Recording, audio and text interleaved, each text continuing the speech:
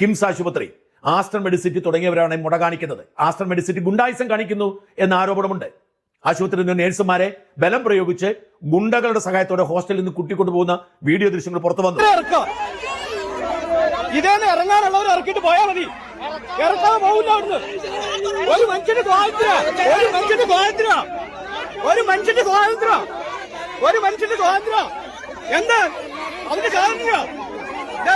നിർബന്ധമായിട്ട് കുട്ടികളെ ലോക്ക് ചെയ്ത് വണ്ടിയിൽ ബ്ലോക്ക് ചെയ്ത് ലോക്ക് ചെയ്ത് നിർബന്ധിച്ച് പണിയെടുപ്പിക്കാൻ കൊണ്ടുപോവാ.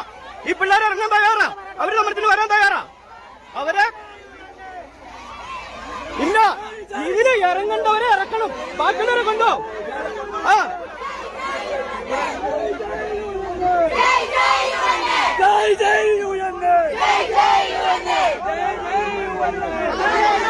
ഇറങ്ങാൻ തയ്യാറായിട്ടുള്ളവരെ ഇറക്കിട്ട് വേണ്ടി പോയാൽ മതി.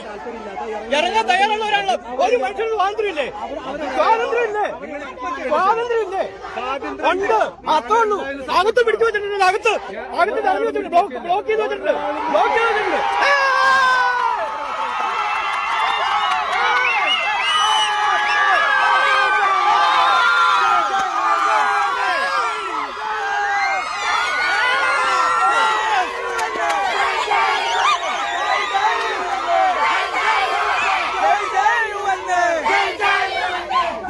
അമേരിക്കൻ കമ്പനികളായ KKR-ഉം ബ്ലാക്ക് സ്റ്റോണും ഒക്കെ ഏറ്റെടുത്ത ആശുപത്രികൾ മുട തുടരുന്നു.